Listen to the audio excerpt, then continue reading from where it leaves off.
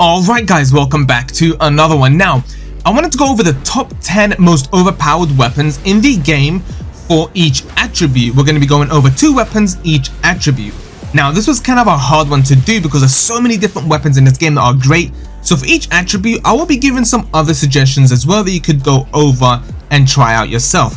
There are so many powerful weapons in this game, so it's kind of hard to put everything into a top 10, which I did anyway, but like I said, we'll be going over a few other weapons for each attribute that you can go ahead and try. Now, of course, you guys can have your own opinions on the top 10 weapons and the top 20 weapons, top 30, whatever it is. I just think these are overall the best weapons for me and a lot of people as well. Now, this game especially, which is great about it, you guys can have your own opinions and your favorite weapon could be someone's most disliked weapon. So it all matters to you, but overall, these are great to go for. So I'm going to be going down the list, so we're going to be going over Strength, Dex, Intelligence, Faith, and Arcane in that order. So let's go ahead and see the best weapons for Strength builds. So easily my top 2 picks when I think of Strength builds is easily the Ruin's Greatsword and also the Giant's Crushers. Now these 2 weapons are probably one of the most powerful weapons in the game, obviously them being strength wise, but the build that you can create with the Giant Crushers are easily one of the highest damage output weapons and builds there is in the game. The builds for them are actually quite easily to create. I've already created a strength build that you can go ahead and do with the Giant Crusher, which I'll link down in the description. And yeah, definitely the best weapons in the game for strength. Now the Ruin's Greatsword is amazing as well. Another great suggestion for strength builds is Guts' Greatsword, an amazing weapon to go for as well. Now mainly for the Ruin's Greatsword, it's its special skill, the Wave of Destruction. Basically when you use that, it creates this wave of like gravity, shards and lightning that goes through the ground and forward. Now this has a bunch of damage output and a lot of range as well. So you can hit bosses from a far range, you can kill multiple enemies with one strike. And it doesn't use too much FP actually, which is great about it. And it has a very wide range attack. For the Ruin's Greatsword, you're going to need at least 50 strength, 16 intelligence to use. For Guts' Greatsword, you're going to need 31 strength and 12 dex. And for the Giant Crushers, you're going to need a full-blown 60 strength to even equip it. Alright, so for Dexterity. Now Dex builds are pretty good but not used as much because you are kind of limited to the weapons you can use. But the 2 weapons we're going to be going over are amazing actually. The first one is Hand of Malania, one of the best weapons for PvP. Now for PvE, it's not really used that much because its special ability is just not really that great for bosses or enemies overall, but it's an amazing weapon for PvP. Now its special move, Waterfowl Dance, is actually pretty good in PvP. It causes you to go up in the air and do multiple attacks 3 times, and the 4th one is delayed. It's very hard to dodge in PvP, which why it makes it a pretty good weapon for that. The next weapon we're going to be going over is Bloodhounds Fang, a very good PvE and PvP weapon as well. It does cause blood buildup. You can use that in PvP against enemies and PvE against bosses, which basically causes you to do a massive amount of damage randomly, and you can change the Ash of War on this weapon. It is pretty good for early game, mid game and late game for you dex builds that you want to try out some different weapons. For Hand of Malania, you're going to need at least 48 dex and 16 in strength. And for Bloodhounds Fang, you're going to need at least over 17 in dex and an 18 in strength. Now the next few weapons I'm going to be giving you are an amazing choice as well. You can go for the Nagikiba Katana, which is a huge katana with a lot of range, and you can also change the Ash of War on that. And also you can go for the Cragblade. Now this is an amazing weapon you get from killing the dragon boss in the Faramazula. An amazing weapon as well, but there are better weapons out there, but for dex, it's actually a pretty good one. Now for the Cragblade, you're going to need at least a 37 in dex and an 18 in strength. And for the Nagikiba, you're going to need at least 22 in dex and an 18 in strength. Next up, we have Intelligence weapons. Now these are some of the best weapons in the game and some of them was powerful as well. Obviously the best staff in the game right now is Lusats Glintstone Staff. It is probably the best one in the game. There are other ones that you could go for, but overall Lusats is the most powerful. Nothing really special to say about staffs, you just use them to use spells. The best weapon for Intelligence is the Wing of Astel. Stupidly broken, very powerful. I've already made a build video with this. It is disgusting. Its special move Nebula basically causes you to throw down a bunch of galaxies and stars, basically a nebula, and it causes it to explode. Now the higher their intelligence, the more damage you're going to be doing. Obviously that's how it works. Now its heavy attack also uses magic but doesn't use any FP, which is quite, I mean, that's really good for you. And it's very powerful as well, the heavy attacks. Now the normal R1 slashing attacks are just as normal as you would expect from any other weapon. Fast attacks, huge amounts of damage. It is a curved sword, and yeah, overall an amazing weapon to use. And of course, the other suggestion I'm going to give you for intelligence weapons, as we all know, the Moonveil katana. Now obviously there are many katanas in the game that you can go ahead and use, like, you know what? And yeah, Moonveil, easily one of the best weapons for intelligence as well. Now it's kind of hard to pick between Wing of Astel and the Moonveil katana, but Moonveil katana, an amazing weapon for PvP, and Wing of Astel is an amazing weapon for PvE. For Lusats Glintstone Staff, you're gonna need a 52 intelligence and a 10 in strength. For Wing of Astel, you're gonna need a 20 in intelligence, 7 in strength, and 17 in dexterity. For Moonveil, you're going to need a 23 in intelligence, 12 in strength, and an 18 in dexterity. Next up, we're going to be looking at our faith weapons. Now, these are pretty damn good weapons as well. Now, one of them you maybe have seen a few videos on, but it is an amazing one, even at that. So, first off, we have Envoy's Longhorn. You've probably seen this weapon being used by the snowmen people in the capital Lindell. Now, this weapon is amazing for holy damage and overall faith builds. Its special move called Bubble Shower will cause you to just basically throw out a bunch of bubbles from the weapon and cause a huge amount of damage against bosses. It's also pretty decent in PvP as well. Definitely one of the best faith weapons in the game at the moment. One of the most powerful builds is also around this weapon. And of course the other one of the best weapons in the game overall, not just for faith, is the Blasphamous Blade. Such a damn good weapon. Now, Taker's Flame is special move, just like the Ruin's Greatsword. It basically throws out a bunch of flames and lava through the floor, goes forward and does a huge amount of damage, long range and short range as well. Now, every kill and every hit that you do with this weapon will give you your health back. Now, its swinging attacks are pretty good as well. It is a great sword, so you are going to be doing a lot of damage. But overall, its special move, Taker's Flame, is what makes this weapon so damn good. And also its special ability of giving your health back just makes it one of the best weapons in the game anyway. Now, a few other weapons that you could go ahead and use for faith is the Halo Sythe and also the Winged Sythe as well. Pretty good weapons to go for.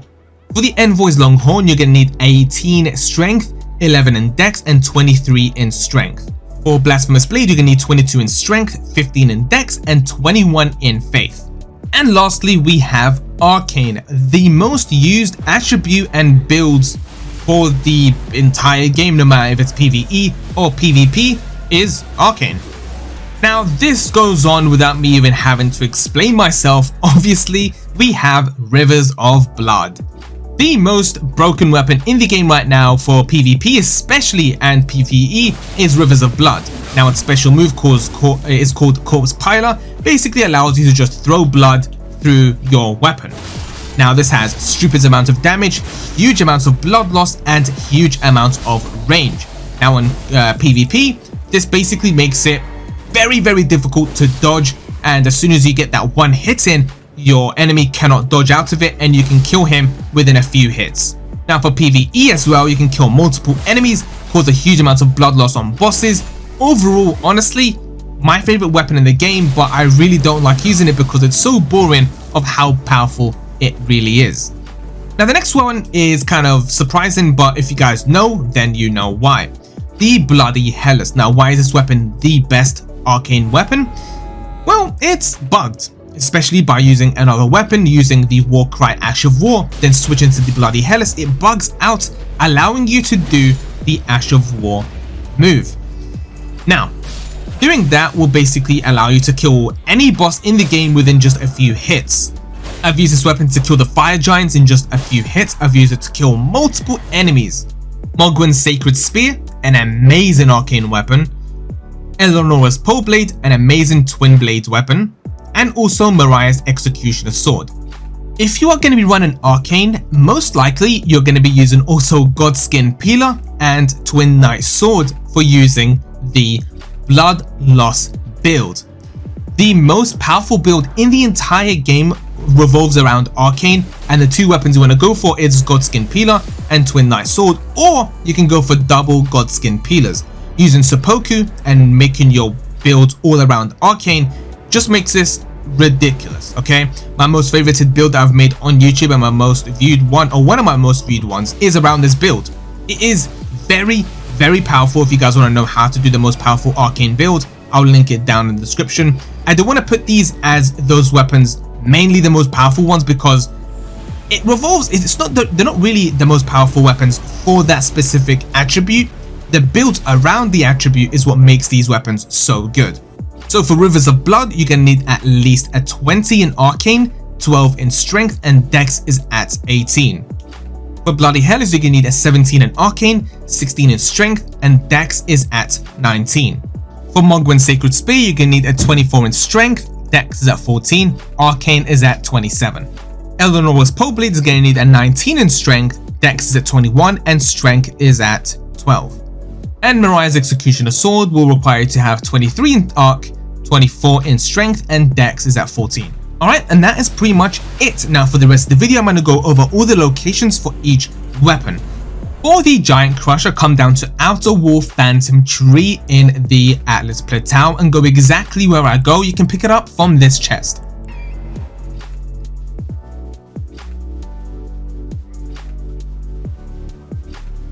Alright, and as soon as you get here, there's going to be a boss that spawns just like this. Just go around him, you don't have to fight him. And right here in this chest, you'll find the Giant Crusher. For me, I've already picked it up, so the chest is empty. But for you, the weapon will be in there. Now for Ruben's Greatsword, you're going to have to come down to Chamber outside the plaza after you've killed Radahn. If you do come back to this location later on and you come over here, now for me, I've already killed him. This part over here will have the boss Mist. As soon as you go in, you're going to have to kill 2 enemies, and after that, you will get the Ruben's Greatsword. It shouldn't be too difficult at all, and yeah, it's pretty simple. For Hand Malania, you're going to have to unlock the Concentrated Snow Fields. You're going to have to do the puzzle in Ordina, and then you finally be able to come down into the Helga Tree part of the map. Now, if you go through this entire area to one straight line, you cannot miss it, and at the very end, you're going to find Malania, the boss that you all may have known by now. As soon as you kill her, you will get the weapon itself. For the Bloodhounds Fang weapon, come down to Forlorn Hound Evergoal. It's literally just behind the first step. Just come down this way and you'll be able to find it. It looks like this, you cannot miss it because of these purple worms. Come right down here and inspect this and you'll be able to find the boss and kill him, and you'll get the weapon from there. For the Nagikiba, you're going to have to do Eurus Quest. Now, it's kind of a lengthy one, so what I'll do is link my video down in the description on how to get this weapon. It's pretty easy, but it's kind of a lengthy one. And for the Dragon King's Cragblade, you want to come down to this very location. You want to be in beside the Great Bridge in the Crumbling Farum Azula. Now, if you don't know how to get here, basically you have to kill the Fire Giants, and then you'll be able to teleport over here. But if you don't want to do that, watch my video that I'll link down in the description. You can teleport all the way through here just from Limgrave itself. But anyway, besides the Great Bridge, follow exactly where I go.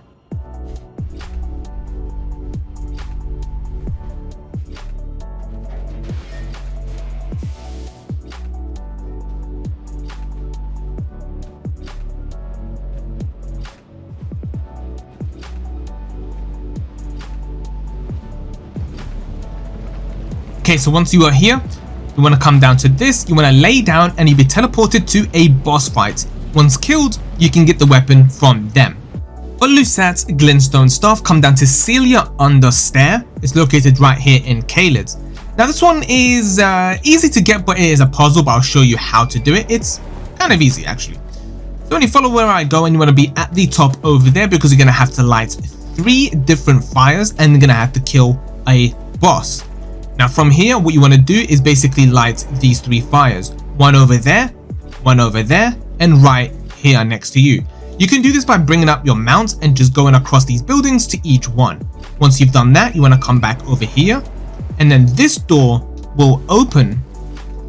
And in there, you're going to have to fight 2 bosses. They are very, very easy. Don't worry, you're not going to have any time struggling with these guys. They are very slow, very easy. And once done, this chest right here will open, and you can get the staff from there. For Wing of Astel, you need to come down to Astel River Main. Now, if you don't know how to get here, it's actually pretty simple. You want to do Ranni's quest, and then once you do that, you want to unlock Ranni's Rise. If you don't know how to do this, I will link a video down in the description that I've made. Shows you how to do the entire thing step by step. Once you make it to Astel River Main, come forward to where I go and you can pick it up from a chest.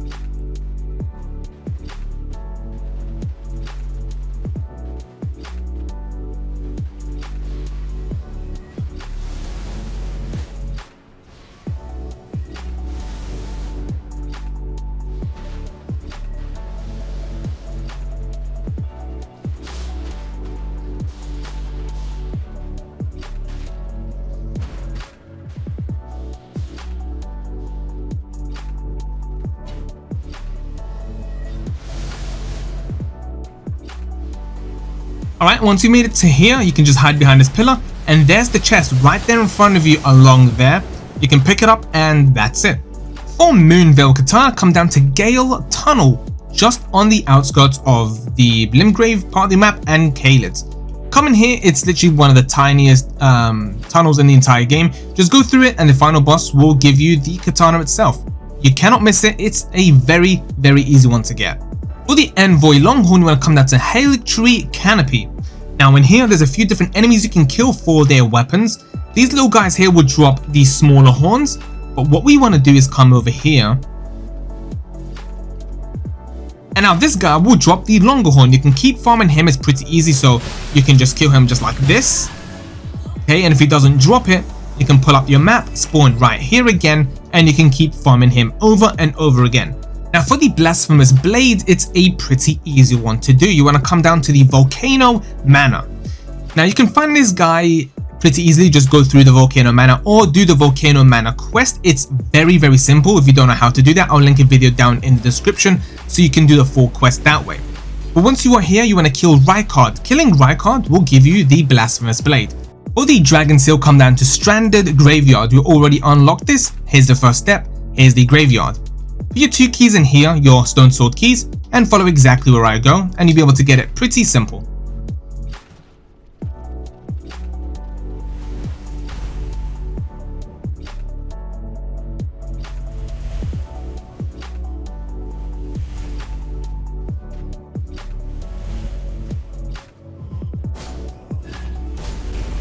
Alright, so from here you want to wait for it to go all the way back up like this, and then you want to jump off the side and follow exactly where I go.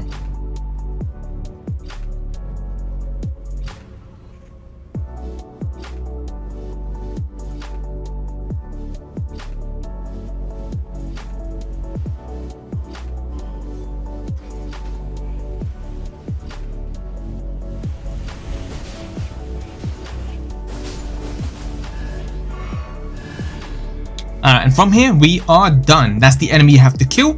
And from behind them, you'll get the Dragon Seal. He's an easy enemy. You won't have too much trouble, just like this.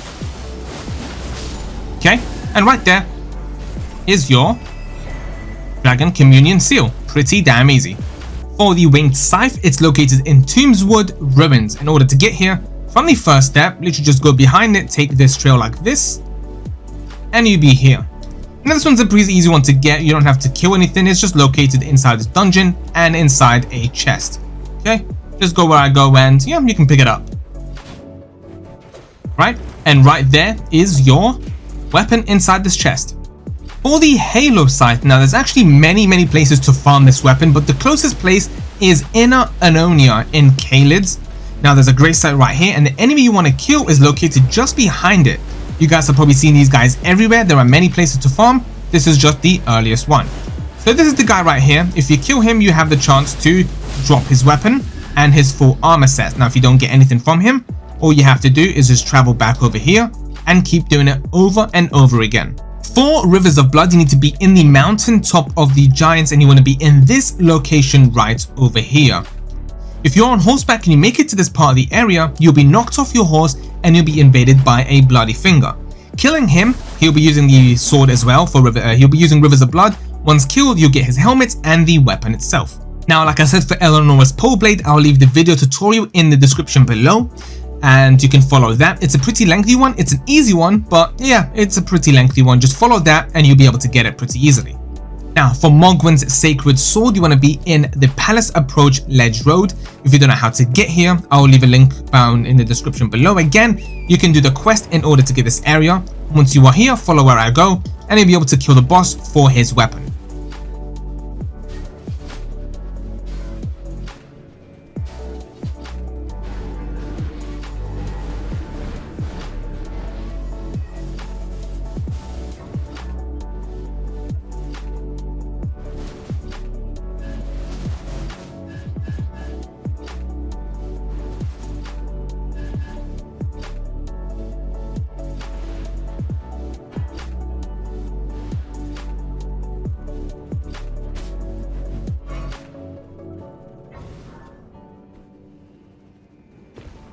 Alright, and we're basically here now. Once you take this elevator up, and then you find the door literally as soon as you get off, and there's the boss battle, and kill him, you'll get the weapon.